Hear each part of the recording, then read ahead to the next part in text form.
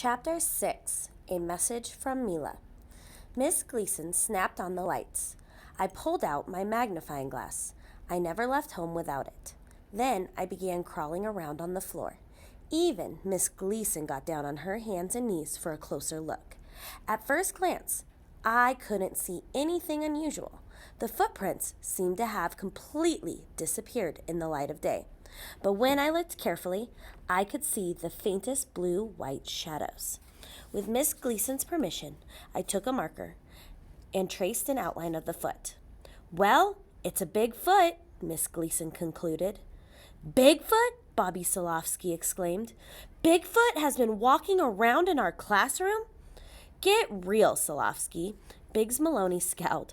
"Miss Gleason said that it's a big foot, not Bigfoot, the hairy creature that lives in the woods." "Come over here, Biggs," I said. "You've got the largest feet in the second grade. Let's see how your foot compares." Biggs placed his foot beside the outline of the footprint. Biggs Maloney's foot was much, much smaller. Miss Gleason stood up and dusted off her hands and knees. "Well, it's a mystery to me," she said. "Not to worry, Miss Gleason," I informed her. "Mila and I will get to the bottom of this." Miss Gleason smiled.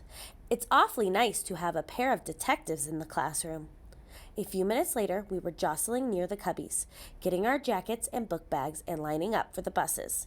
Mila handed me a note. It was in code. A ghost with feet? I don't think so. Mila and I use codes whenever possible.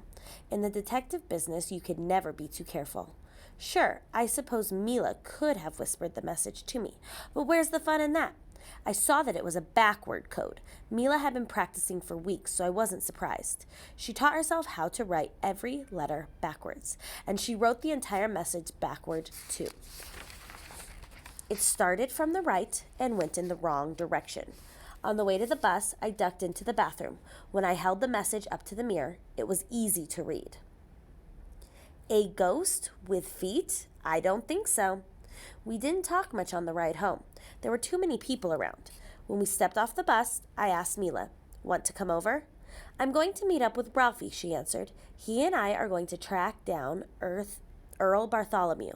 I want to hear more about this dancing ghost." I nodded. "Good idea, Mila. I'm going to have a snack and go find my brother Billy. I have a favor to ask him." Mila paused.